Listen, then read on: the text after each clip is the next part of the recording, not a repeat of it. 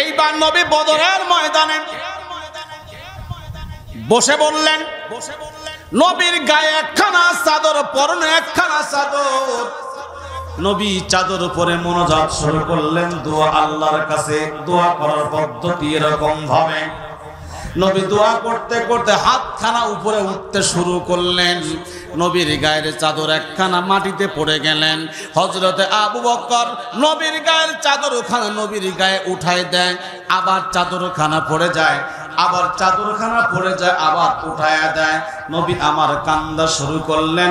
আবু বকর বলে, নবী কান্দার দরকার নাই, চাদর গায়ে থেকে পড়ে যায়। রাসূল বলে, আবু বকর, ইসলামের প্রথম যুদ্ধ আজকে মুসলমানদের বিজয়, যদি না হয় মুসলমান এখানে শেষ হয়ে যাবে, ইসলাম এখানে শেষ হয়ে যাবে। ৩১৩ জন মুসলমান, অস্ত্র শস্ত্র নাই, খাবার নাই, ওদের বিরুদ্ধে যদি আমরা পরাজয় হই, আমরা বিজয়ে যদি ছিনায় না আনতে পারি, বড় কষ্ট পাবো।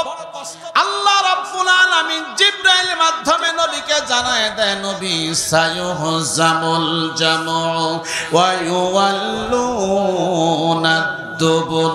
আল্লাহ পাকের নবী, আল্লাহ পাক বলেন, নবী টেনশন নাই, আজকে বদরের ময়দানে আমি আল্লাহ আপনাকে বিজয় দান করব। বিজয় কার হাতে? এইবার নবী কান্দা থামে না, নবীর চোখ দিয়ে পানি পড়ে যাচ্ছে। আবু বকর বলে, নবী থামুন, বিজয় আল্লাহ দিবে। রাসূল বলে, আবু বকর, ৩১৩ জন সাহাবী বড় কষ্ট করে এনেছি আমি, আজ যদি বদরের ময়দানে একজন সাহাবী মারা যায়, আমি নবী এই দৃশ্য সইতে পারবো না। আল্লাহ দেরি করলেন না, আর একটা আয়াতে কারিমা নাজিল করলেন, ইস্তাসতাগীসুনা রাব্বাকুম ফাসতাজাবা লাকুম আন্নী মুমিদ্দুকুম বিআলফিন মিনাল মালাইকাতি মুরদিফিন। নবী চিন্তা নাই, ১,০০০ লাগে দিব। কি দিবে? ফেরেশতা। কি দিবে? হ্যাঁ, আর আমার দেশের যুবকের ১,০০০ টাকার জন্য ঠিস ঠিস ঠিস আছে না নাই? মোল্লামার কাজ ১,০০০ ফেরেশতা দিব, ২,০০০ লাগলে দিব, ৩,০০০ লাগলে দিব। নবী তারপরে বিজয় আমি আল্লাহ আপনাকেই দিব। দিছে না, দেয় নাই? সে আল্লাহ আছে না নাই? কোরআন বিজয়ের মাসে শপথ নিতে হবে, কোরআন বিজয়ের মাসের পরের মাসে। কোরআন শুনলে শুধু হবে না, জমিন আল্লাহর, আইন চলবে কার? আল্লাহ রাগ করে বলেছেন, আমার আইন মানবি না, আমার বিধান মানবি না, আমার জমিন থেকে বের হয়ে যা।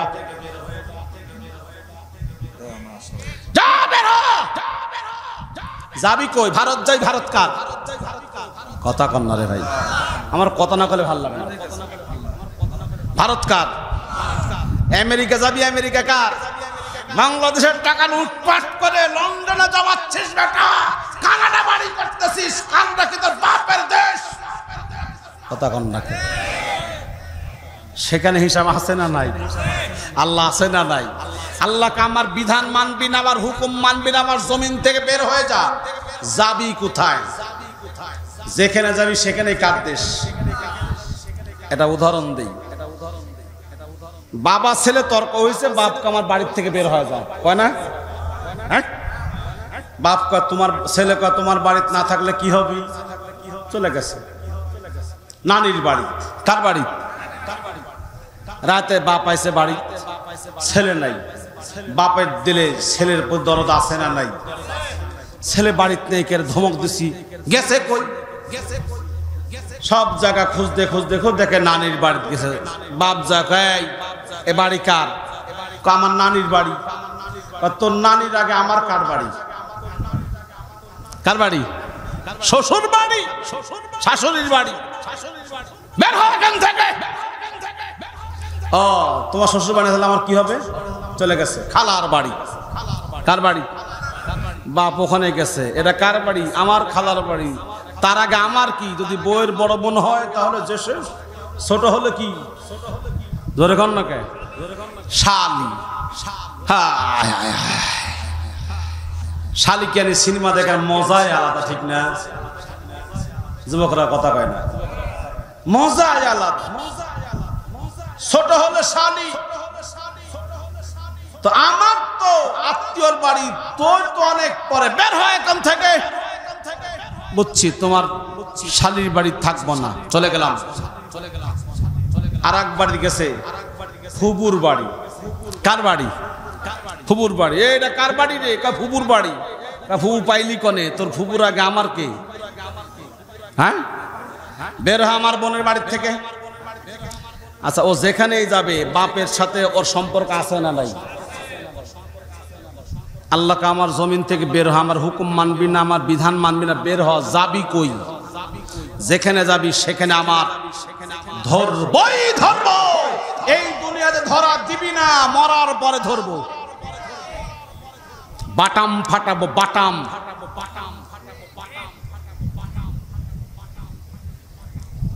আল্লাহর ক্ষমতা থাকবে তো নাকি লাব্বাইক আল্লাহুম্মা লাব্বাইক লাব্বাইক লা শারীকা লাব্বাইক আল্লাহ তোমার ঘরে হাজির তোমার ঘরে হাজির মাথায় পট্টি বাঁধা কাপড়ের কাপড় গায়ে দিয়ে হাজিরা বলে একমাত্র তুমি আল্লাহ তোমার কাছে হাজির হয়েছে ঠিক আছে তো তুমি ছাড়া কেউ নাই রাজত্ব মানে তোমার কত করে আসছো না হ্যাঁ রাজত্ব মানে তোমার আর বাংলাদেশে ঘুরে এসে দলীয় পদ পদবি নিয়ে কারো হাত কাটো কারো গলা কাটো নামের আগে আলহাজ লেখো তোমার মতো শয়তান আল্লাহর দুনিয়াত কেউ নাই তোমার মতো শয়তান আল্লাহর দুনিয়াত কেউ নাই আমি মনে করি কক্সবাজার যাওয়া আর হারাম টাকাতে আল্লাহর ঘরে বাইতুল্লাহ যাওয়া সমান খালি বাইতুল্লাহ গেলেই হবি না নবীর রওজা জিয়ারত করলেই হবি না এত সোজা না ওখানে গেলে কি ওয়াদা করতে হয় হজকে করছেন হাত তুলেন দেখি চশমা খুলি তাহলে ভালো দেখবো একজন আর কেউ আছেন অনেকে আছে সবার দেখতে না আলো কম হয়েছে আসলে বুঝছেন বুকে হাত দিয়া জিজ্ঞাসা করেন ফরজ তওব করার পর আল্লাহর কাছে কি ওয়াদা করেছেন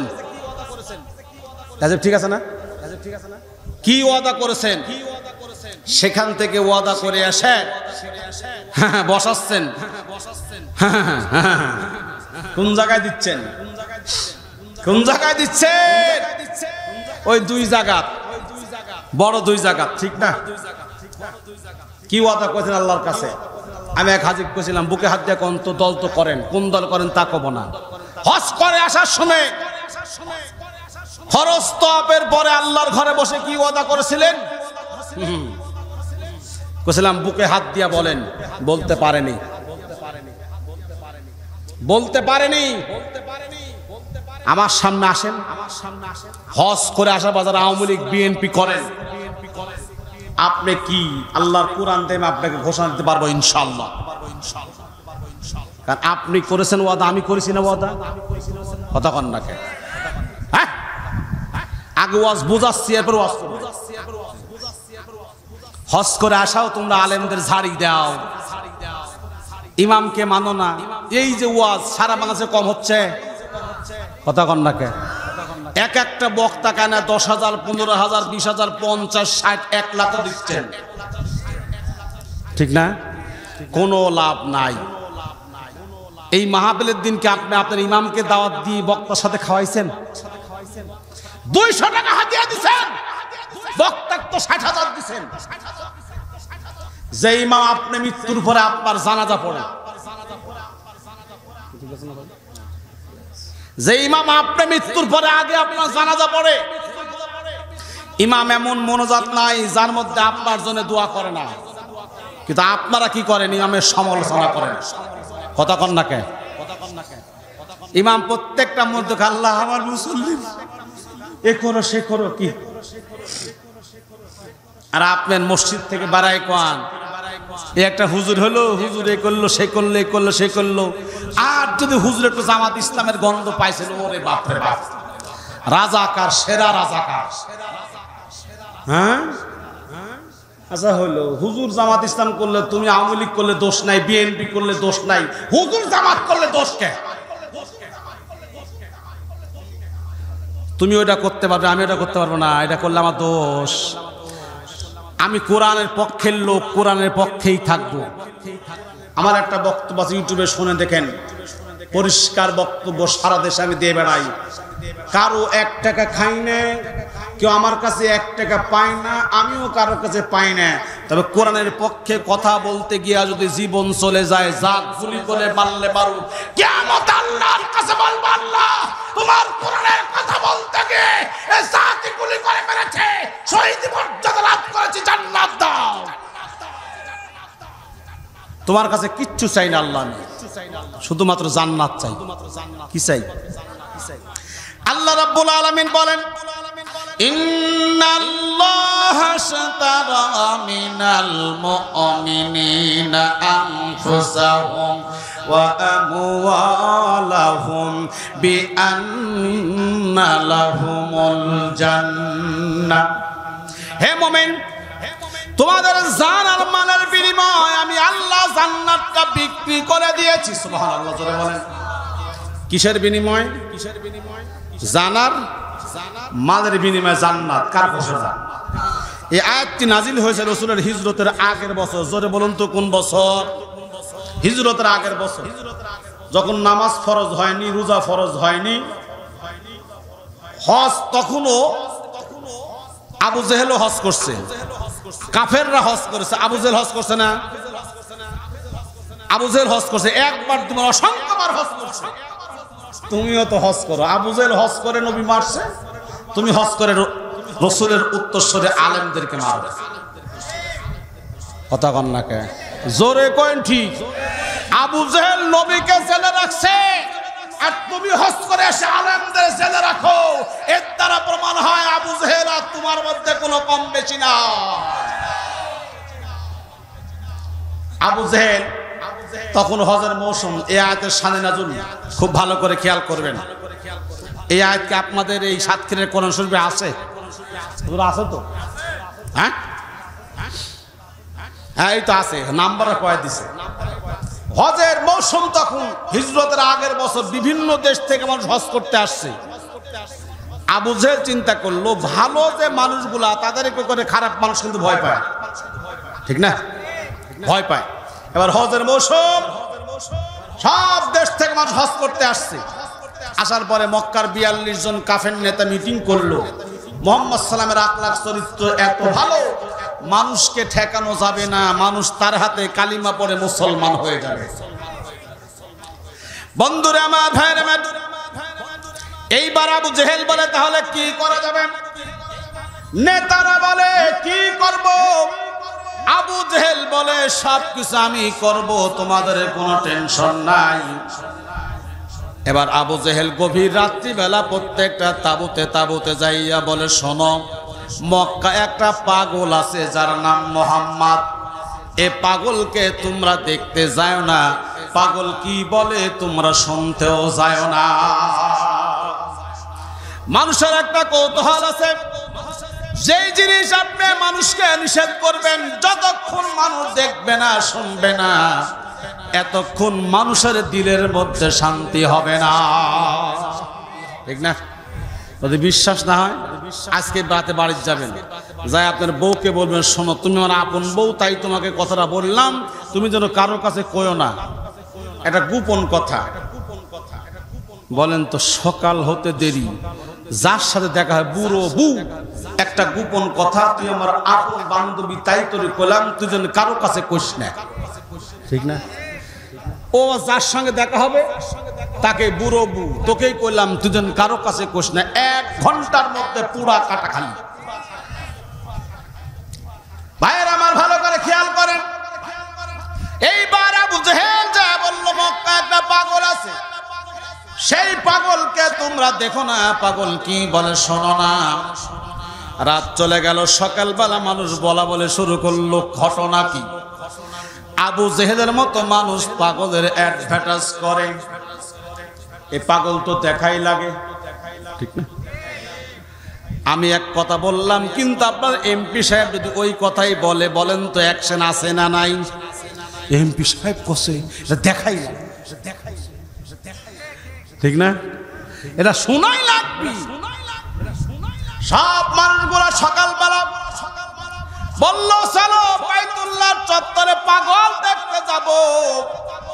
যেই পাগল সম্পর্কে আবু জেহেল অ্যাডভার্টাইজ করে পাগলটা দেখবো, কিন্তু নেতা যেহেতু বলছে পাগলের কথা শোনা যাবে না, আমরা পাগল কি বলে শুনবো না, কিন্তু পাগলটা দেখতে চাই। এবার সব মানুষ গুনা কানের মধ্যে আঙ্গুল দিয়া বাইতুল্লাহর চত্বরে কাবার ঘরে কাবার পাশে এবার সবাই পাগল দেখার জন্য চলে গেল।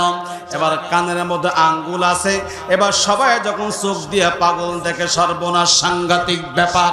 জীবনে কত পাগল দেখছি, দাঁতে ছাতা, গায়ে ময়লা, মাথায় জ্বর, পরনে সালার জ্বর, এই তো পাগল, ঠিক না?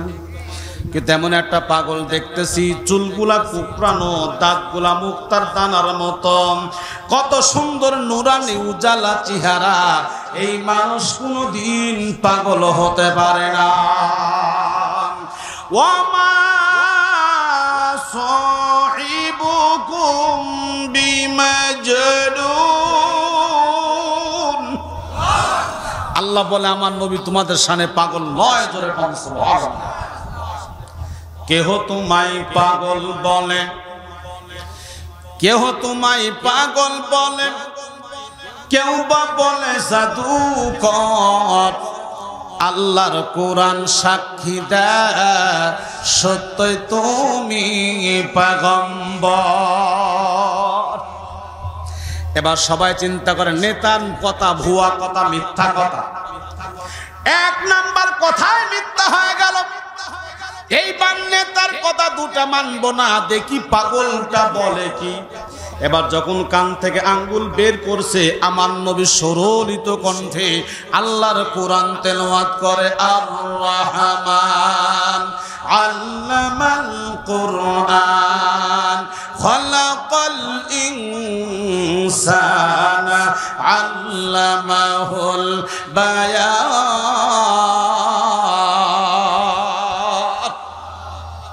কোরআনে মজা আছে না নাই? ধরে কান আছে না নাই? যত শুনবেন তত মজা, যত শুনবেন তত মজা। এবার সবাই যখন নবীর কণ্ঠের কোরআন তেলাওয়াত শুনলো, কোরআন যখন কানে ঢুকেছে, হৃদয় স্পর্শ করেছে, সব মানুষ বলে এটা মানুষের তৈরি কোনো কথা না, মানুষের তৈরি কোনো ভাষা না। সুতরাং আমরা কোরআন শুনলাম, নবীর প্রতি ঈমান আনবো, ঈমান এনে আমরা আল্লাহর জান্নাতে যেতে চাই। সবাই যখন কালিমা পড়ে মুসলমান হলো, আবু জেহেল চিন্তা করে করলাম কি আর হলো কি, আমি মুহাম্মাদের বিরোধিতা করলাম, কিন্তু সবাই তো মুহাম্মদ মার্কা ভোট দিয়া দিছে। সুবহানাল্লাহ কোন না?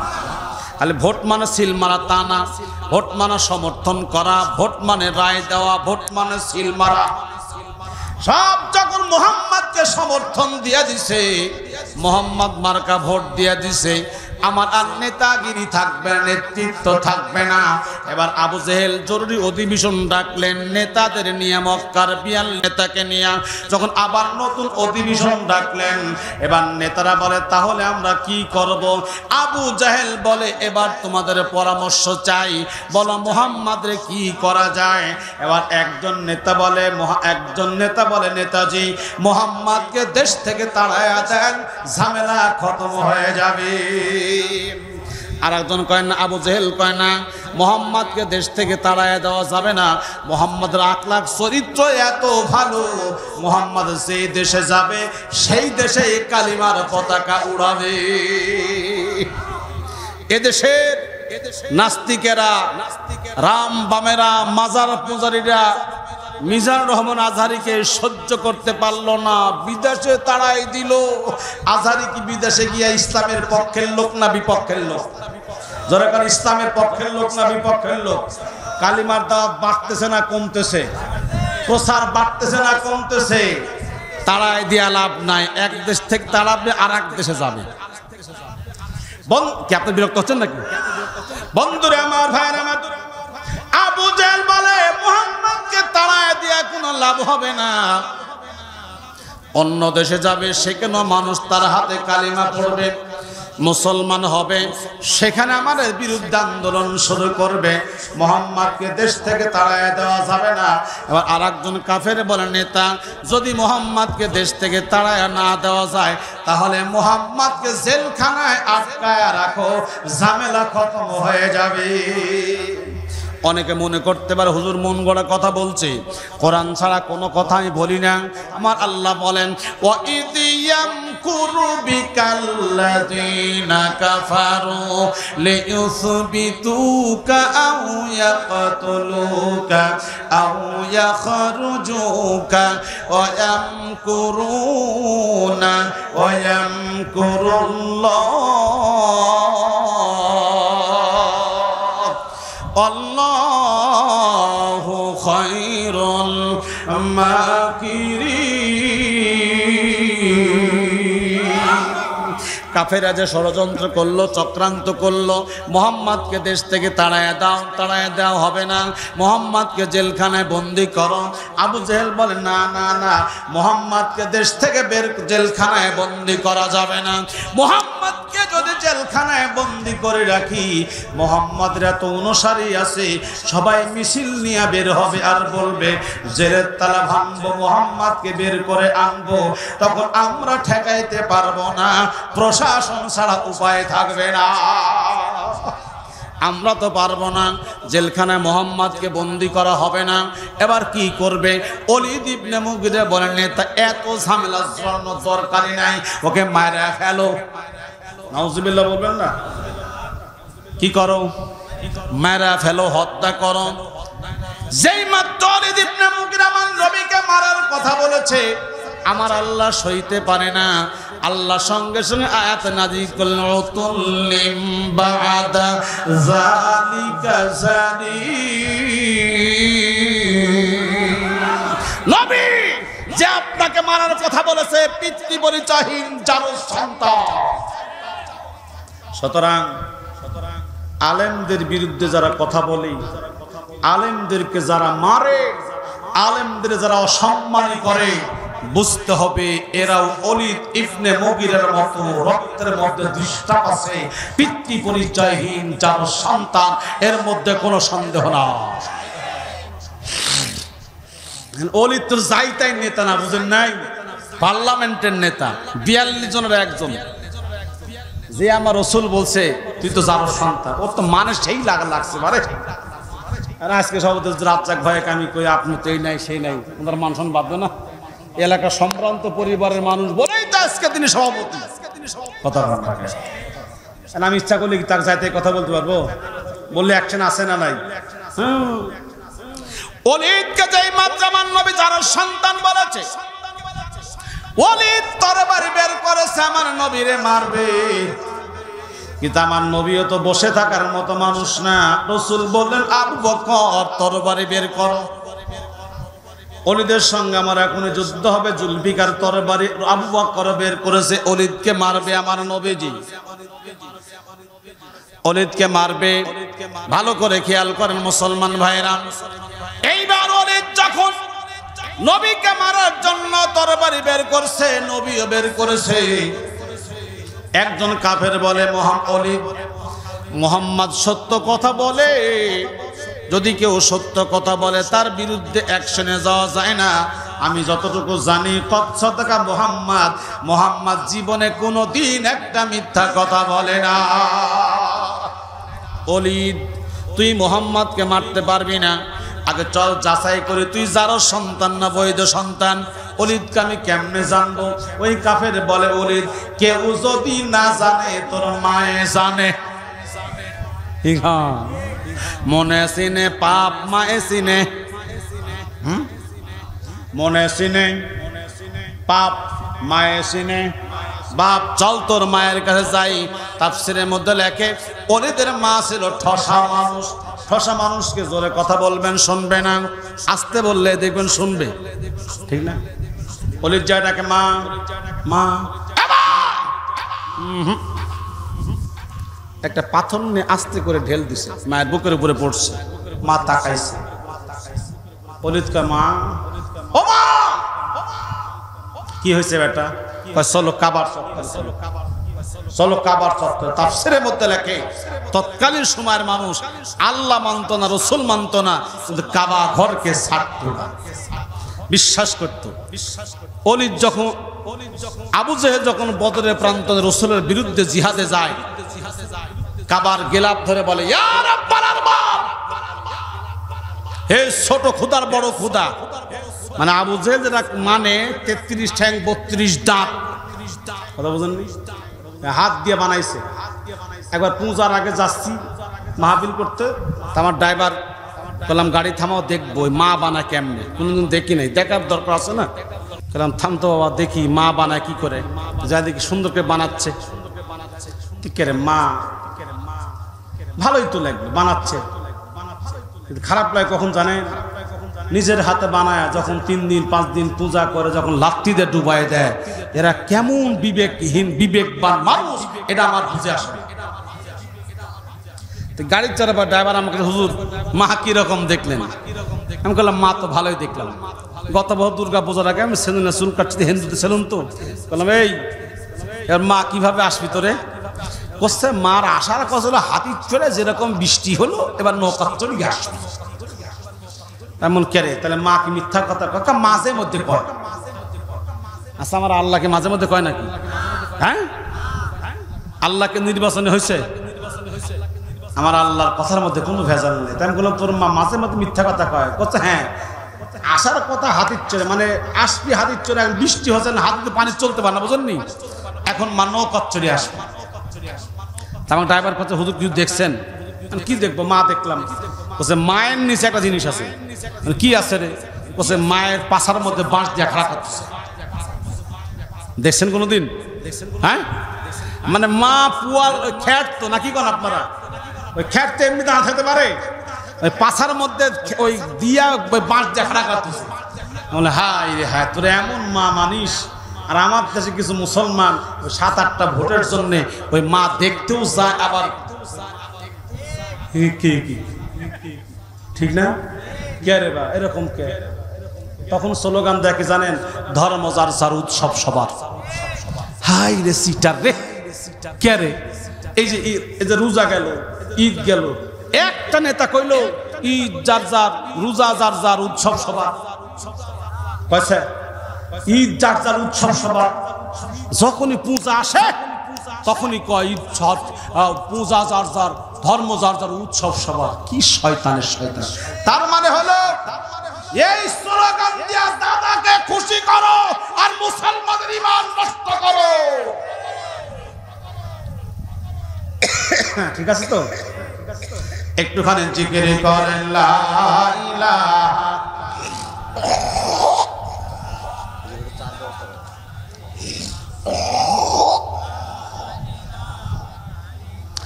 লা ইলাহা ইল্লাল্লাহু মুহাম্মাদুর রাসূলুল্লাহ। তার ধর্ম যার যার, উৎসব সভা, এটা হলো মিথ্যা স্লোগান। মুসলমানের ঈমান নষ্ট করো, দাদা বাবু খুশি করো। আমরা মূলত মুসলমান খুশি করব কাকে? আল্লাহকে। যে ধর্ম যারা উৎসব সবারই হয়, তাহলে এই স্লোগান তো কুরবানি ঈদ হওয়ার কথা, রোজার ঈদ হওয়ার কথা। হ্যাঁ, তা তো হচ্ছে না। ওই যে আবু জেহেল মোহাম্মদকে বলছিল, মোহাম্মদ বাড়াবাড়ির দরকার নাই, তুমি 7 দিন আমাদের দেবদেবী পূজা করো, আমরা তোমার 7 দিন তোমার খুদার ইবাদত করব। আল্লাহ কা লাকুম দীনুকুম ওয়ালিয়া দীন। কোনো ছাড় নাই, তুমি তোমার ধর্মের পক্ষে থাকো, আমরা আমার ধর্মের পক্ষে থাকি। ঘোষণা কার? ইসলাম ছাড়া অন্য কোন ধর্মের সামনে মাথা নত করা যাবে? যদি করেন বেজার হবেন কে? যদি আল্লাহ বেজার হন,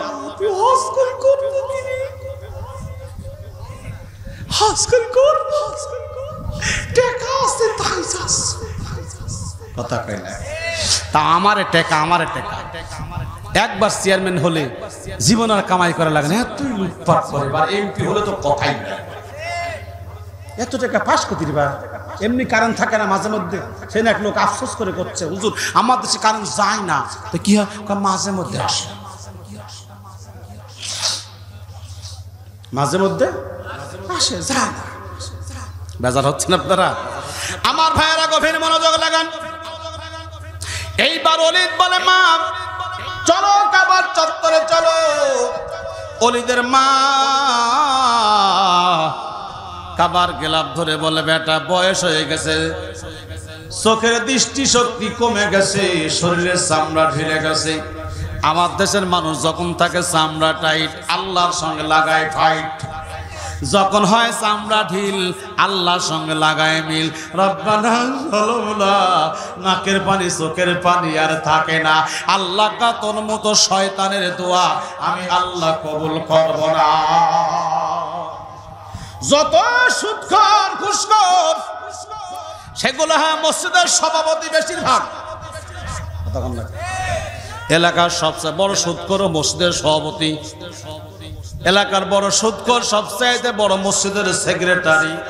ওর বাড়িতে হুজুর খায়, হুজুর কর রব্বানা যালামনা, আল্লাহ কা তোমার মতো হুজুরের দোয়া কবুল হবে না, তুমি সুদখোরের বাড়িতে ভাত খাইছা। সুদখোর সভাপতি হওয়ার কারণে ইমামকে মূল্যায়ন করে না। যে কথা আমি আগেই বলছিলাম, আমার মতো হুজুরকে 60,000 টাকা হাদিয়া দিয়ে কোনো লাভ নাই। আজকে ভালো এক সন্ধ্যা খাওয়াছেন, আমি আলহামদুলিল্লাহ বলে 2টা পাম মারা টাকা নিয়ে চলে যাব। আর জীবন আসতেও পারি, নাও পারি, কিন্তু আপনার ইমাম আছে না নাই? আছে না নাই? আপনার ইমাম কিন্তু আছে।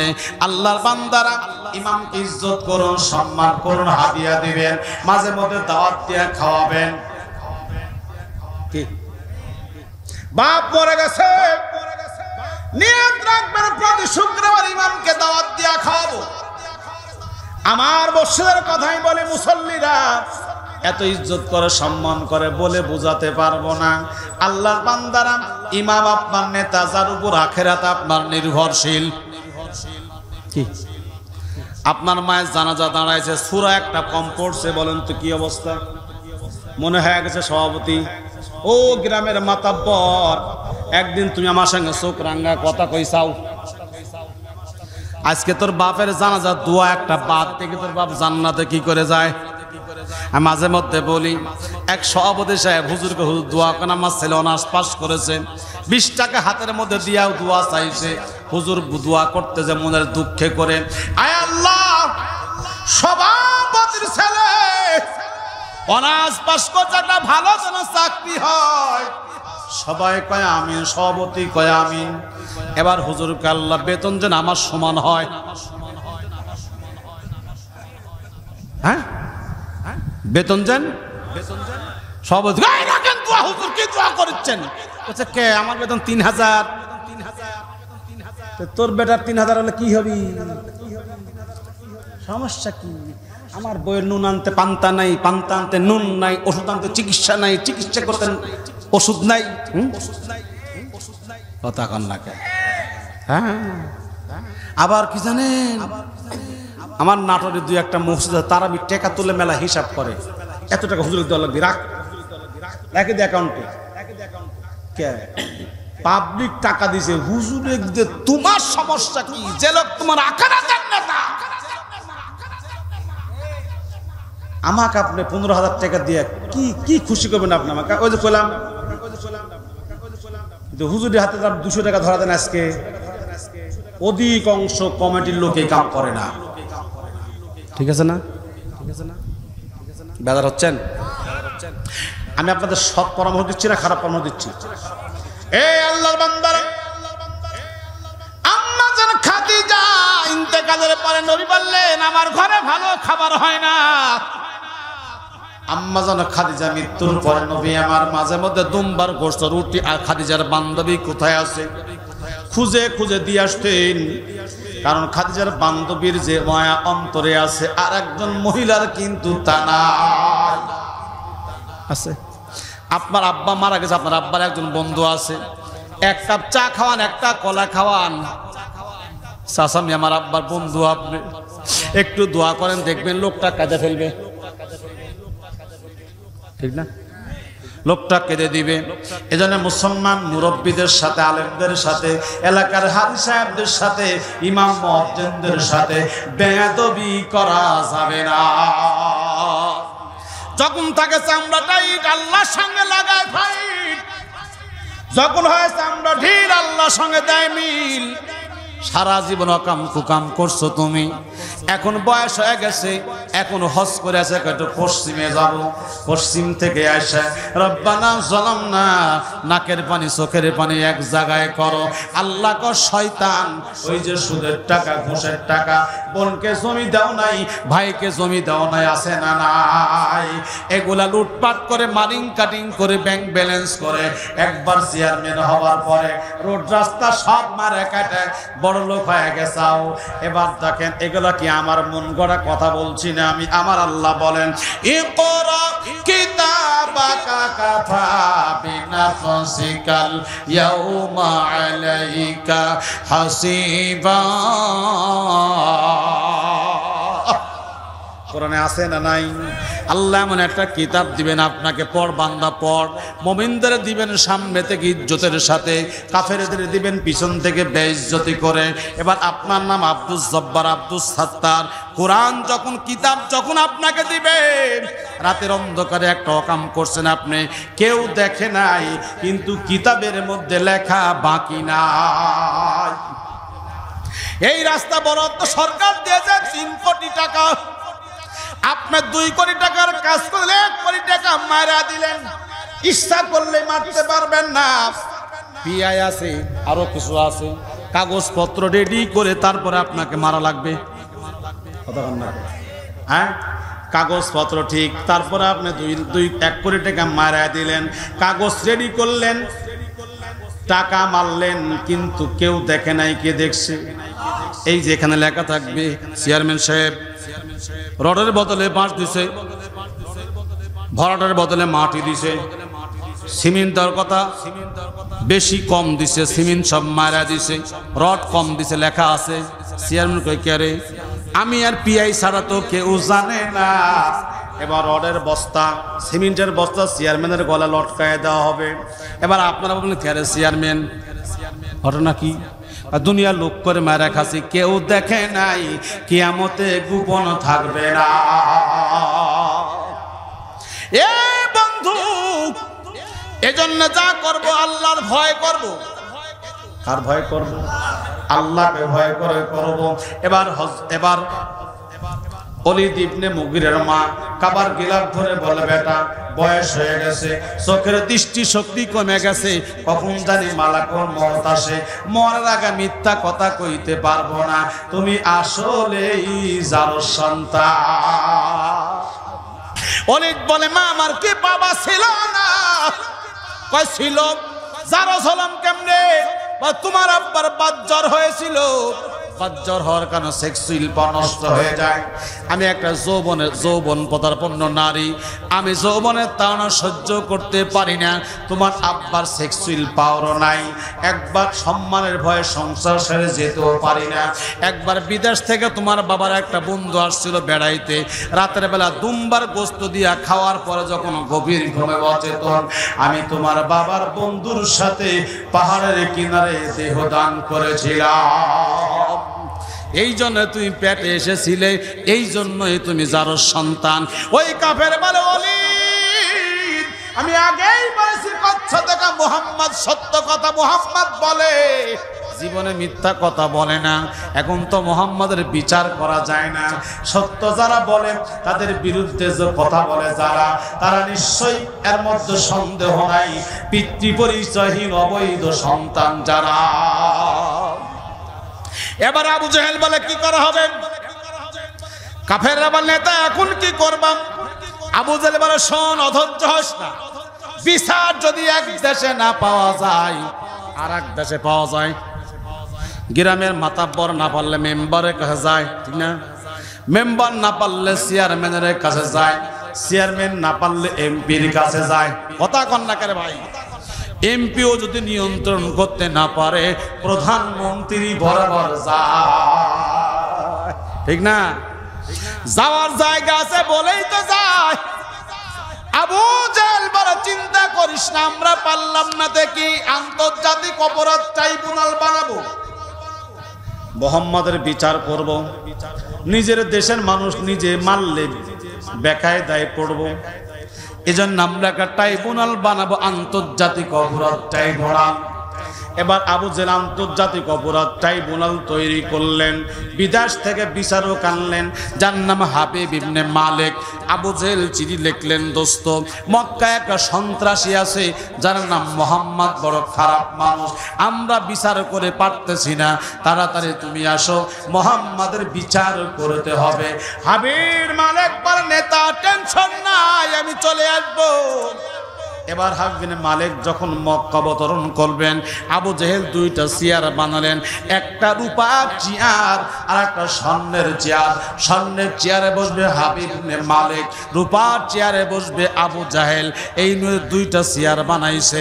এবার রাজ সিংহাসন তৈরি করছে, অপরাধ ট্রাইব্যুনাল, আন্তর্জাতিক বিদেশি বিচারক আসতেছে।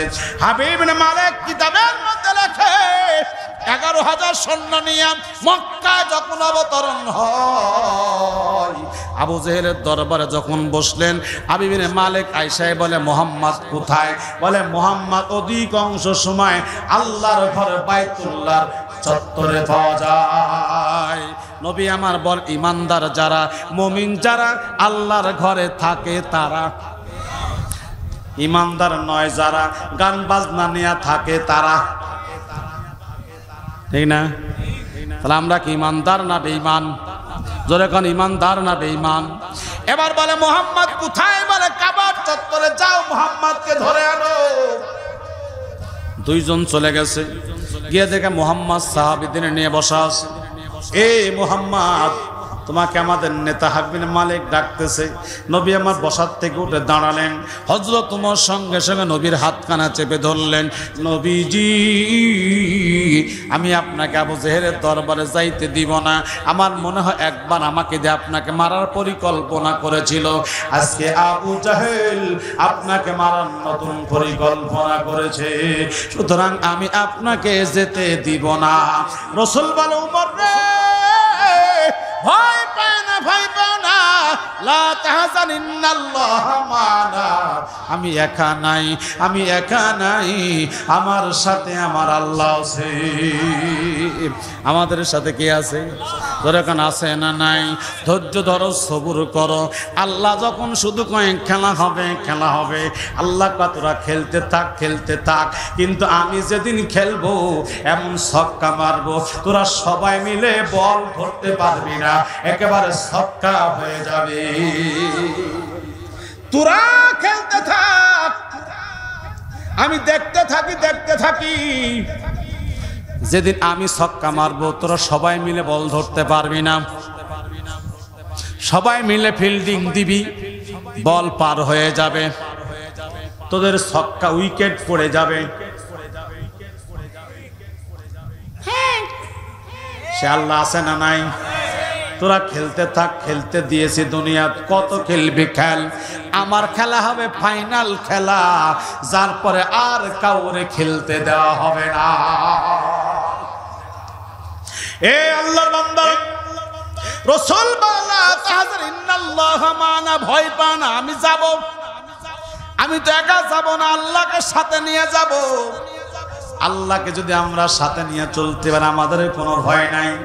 নবী আমার আবু জেহেলের দরবারে গেলেন, যায় দেখে আবু জেহেল রূপার চেয়ারে বসা, হাবিব বিন মালিক স্বর্ণের চেয়ারে বসা আছে।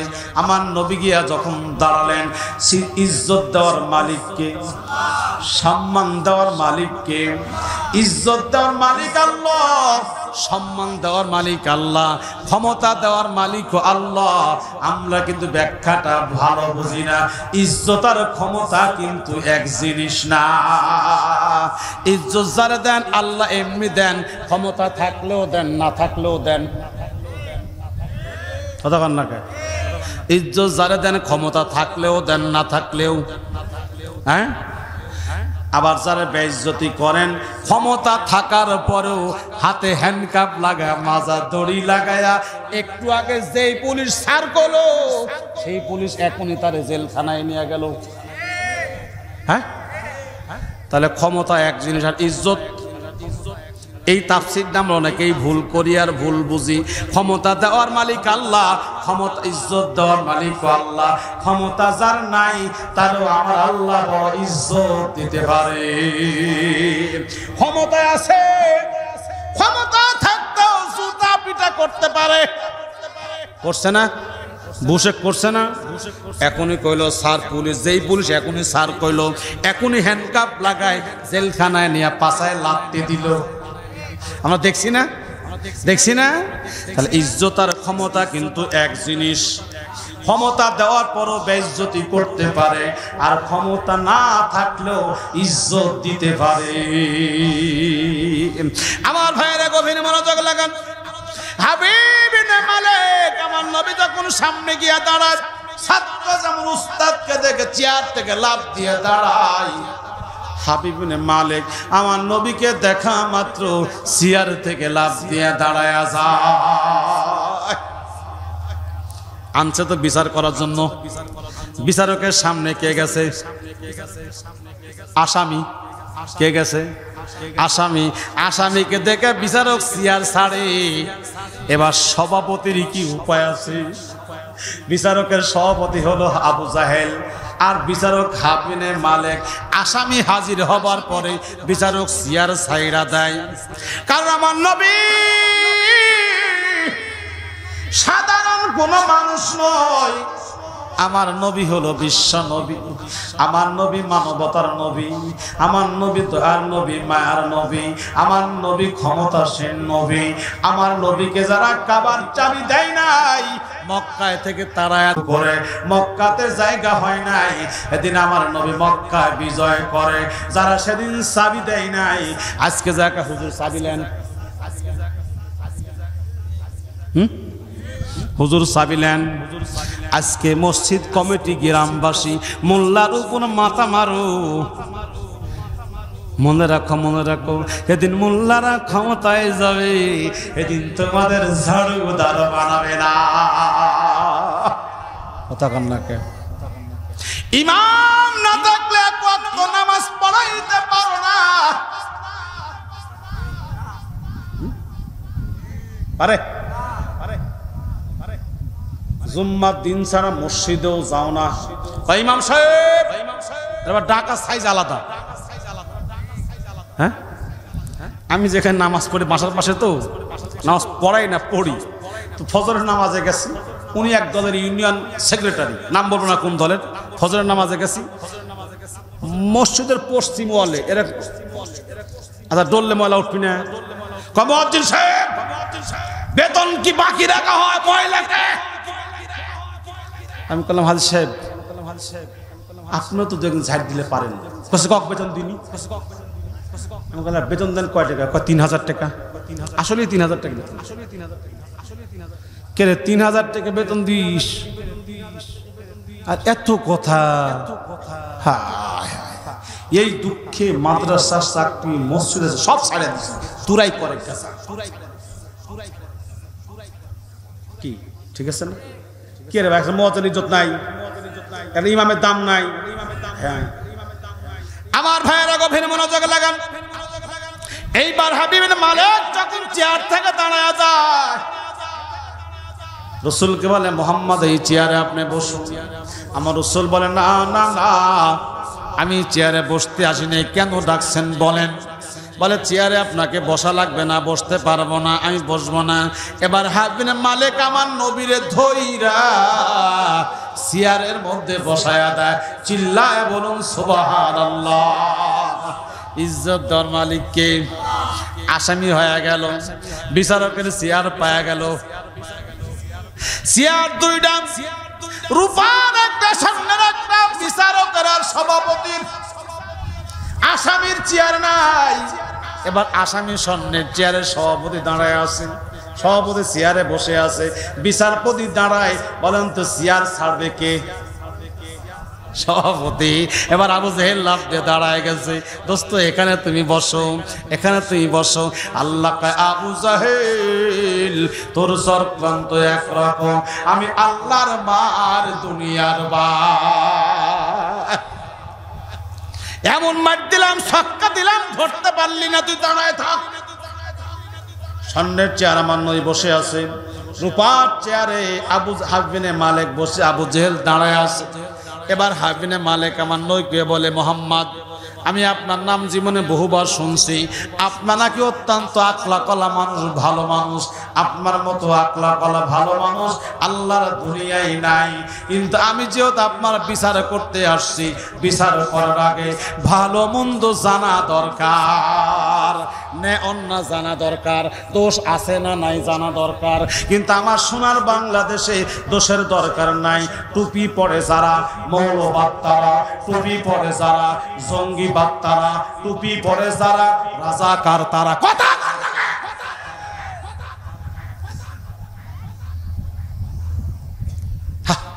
কি কষ্ট, কি কষ্ট।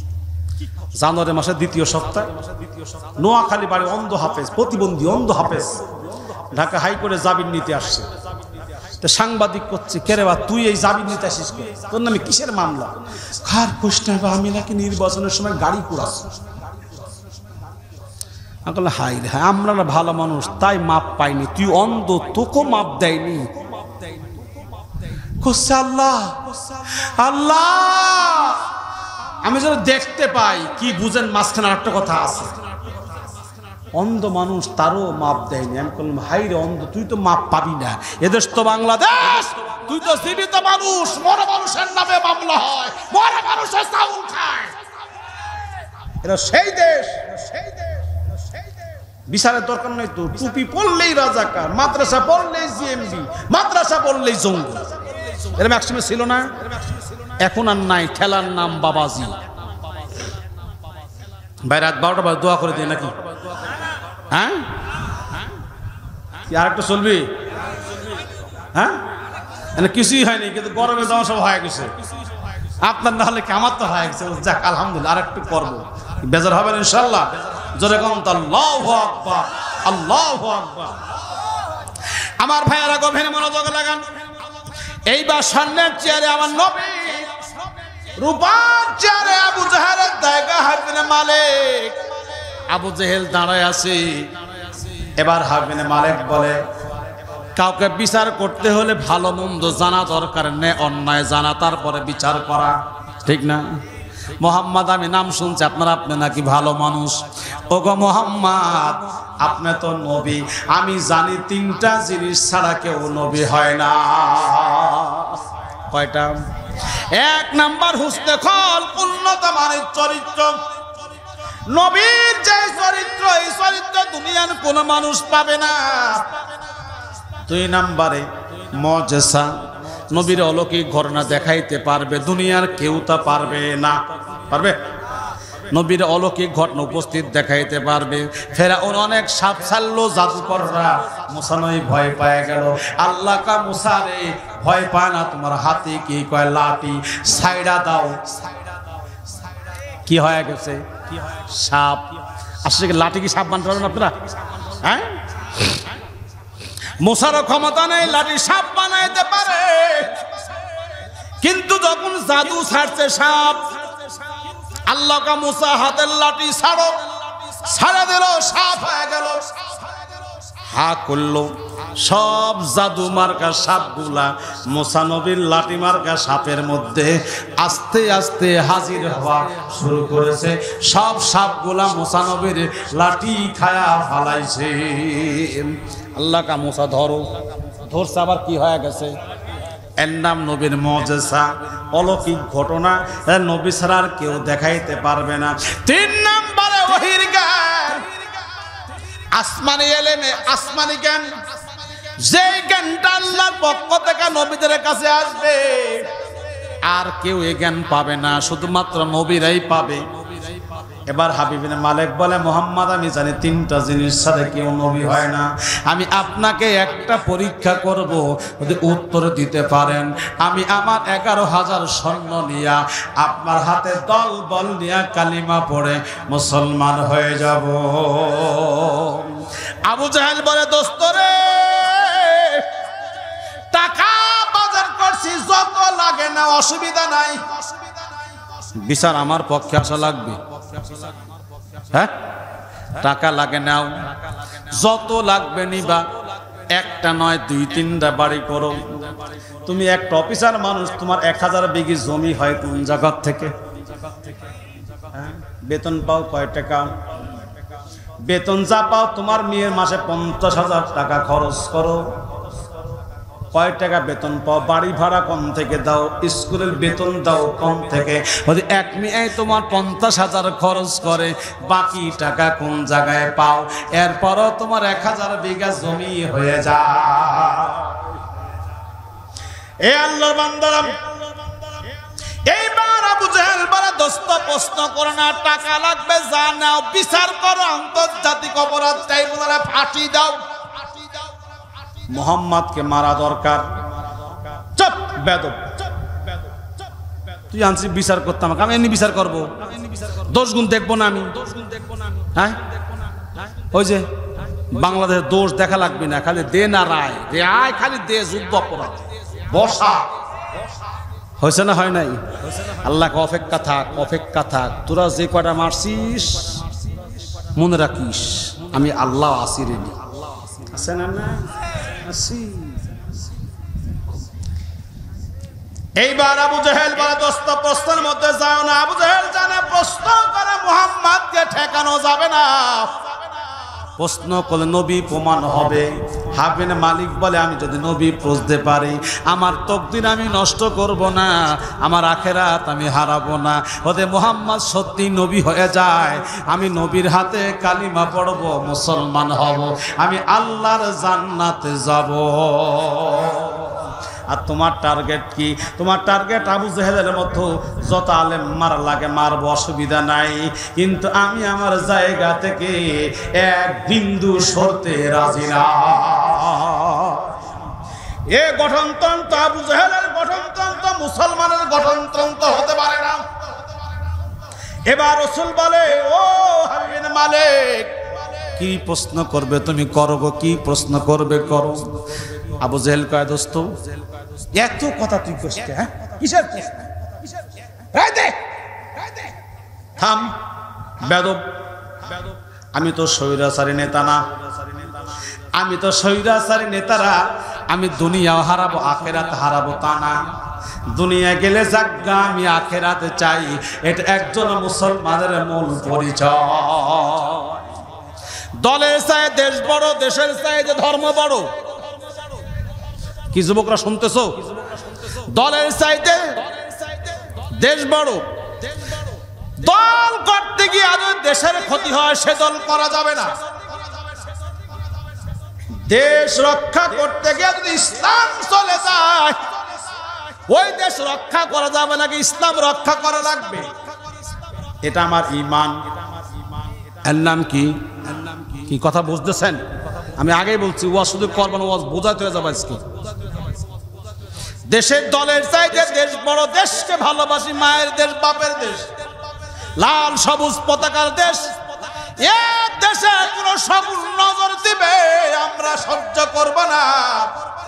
30 লক্ষ শহীদের রক্তের বিনিময়ে স্বাধীনতা পেয়েছি।